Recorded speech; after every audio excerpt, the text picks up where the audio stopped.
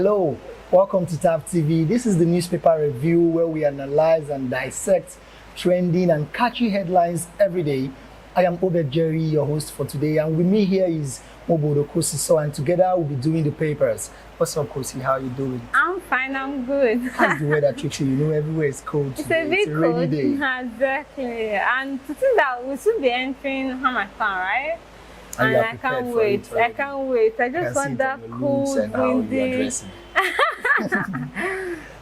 All right, without wasting much of our time, we move on to the main headline of the day. The first paper is the Daily Sun newspaper. Today being the 19th, Thursday, October 2023. The headline reads, Atiku tenders CSU certificate, asks Supreme Court to sack Tinubu. The same headline that people have been lingering about. The case has been since months now, and it's all on the lips and ears of every Nigerian. They want to see the action of the Supreme Court and what they will do. And but I still have something that is still bothering me. Like, since the appeal court has given their verdict before now, will the Supreme Court rule a different ruling from what the appeal court gives? It's not really, but I don't know. Nigerian government or Nigerian politics is not something you can predict. But judging with the recent records of the history, I feel that they won't give a separate verdict. I don't think so, because there's a saying that said that apple doesn't fall from its tree. You understand? So I feel that since the person that is being appointed as the the Chief Justice of Nigeria is being appointed by the president, you understand? And he who pays the piper takes the tune, right? You understand? So So you're trying to say that these factions of these parties that are pushing this court to the Supreme Court are somehow doing it irrelevantly, or people are already tired. And people are moving on already, especially how the economy is, how the crisis of the economy. It's not funny, and you cannot be hungry and you are looking for rights or claiming rights. You have cases to go for. Stomach infrastructure first. Exactly, before anything. Okay, still on the papers, more headlines read, YPP to drag Ifeanyi Ubah to court over defection to APC. The sub-headline reads, as federal government withdraws case against Senator Capital Oil 4 days after joining ruling party. Details of the story is on page 7 of the Daily Sun newspaper. FG subsidized electricity with 135.23 billion naira in 3 months. Details of the story is on page 2 of the Daily Sun newspaper. Governors Forum back states of emergency in education. Interesting headline. If you want to know more of the story, you look up on the page 6 of the Daily Sun newspaper. Sanwo-Olu begins construction of $100 million Lagos City film. Interesting. All right, Ms. Kosi, I would like you to share your thoughts. Let's discuss on this headline that reads, Gunmen kill 2 policemen, 5 others in Benue and Zamfara states. Wow, that's really a sad one there. And to think that every now and then we hear stories about killing, especially in that northeast part of Nigeria. So it's really a sad one that people are constantly being killed. Even some deaths that could have been avoided, but still, they're still being killed. And the government, or even the government in that state is not even doing much about it. Because it has been recurring consecutively. And it's really annoying that how can bandits enter a particular village, start firing gun at persons? It's inhuman. It's inhuman. And at times I wonder if these people are actually human beings. How can you derive pleasure in taking another person's life? How did they even sleep? I don't understand. You wanted money. There is something that someone was saying, as a friend of mine was telling me that they killed a man, and the man, they ambushed him, took some of the things he was with, but for some reason they had to kill the man. Why? For no good reason. You've already collected things. What's the essence? Leave the person. Killing the man, what will it happen? Will it add any value to you? I really don't understand how people do this. You enter the village and you start firing gunshots at people. You kill people and still you're able to sleep. Who does that? That's why a lot of these prisoners, they'll be like, go and visit prisoners and all that. Some of them are having criminals. Hardened criminals. You understand? It's really annoying that they kill people, they take people's life, and still nothing is being done about it. So, and I'm asking, when would this insecurity stop in Nigeria? Nigerians are, it has become a mantra to every Nigerian government that comes in. They will curb insecurity, they will do this one. But at the end of the day, nothing happens. And it's as if the insecurity keeps on growing. Especially on a particular angle of the states, of the country. Not just a particular, this thing is happening around. It's happening all right, but in the northern area, it happens more. And what's the issue? To me, I feel that northern part, yeah, as you said, that northern part, I feel it's because of, one, the level of education there.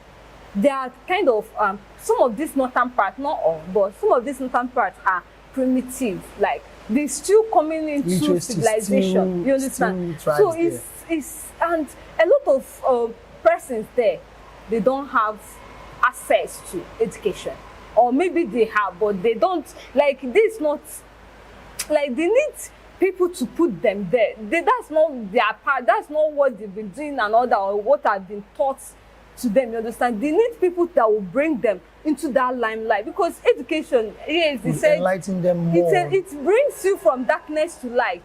You understand? Because there are some certain things that an educated person cannot do. You understand? So most of them, because they say an idle man is a devil's workshop, and now the world needs educated persons. With education, you can strive. With education, I know because of the level of unemployment and all that, but with education, it actually helps. You understand? And so just imagine where they are being educated.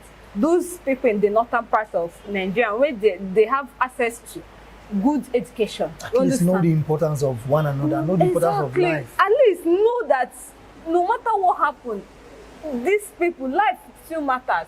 And also, I feel that their leaders too has a very important role to play. You understand? Exactly. Because there's this pattern that I like about the northern part of Nigeria.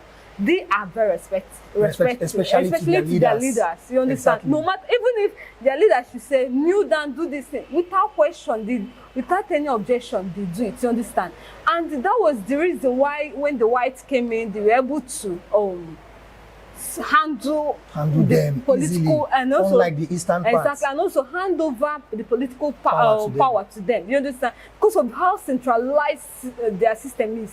So I feel that those religious leaders that these people actually look up to, they have a very, very important role to play in educating them, in telling them that this is wrong, this is right. You understand? Because I feel once most of them they listen to their imams.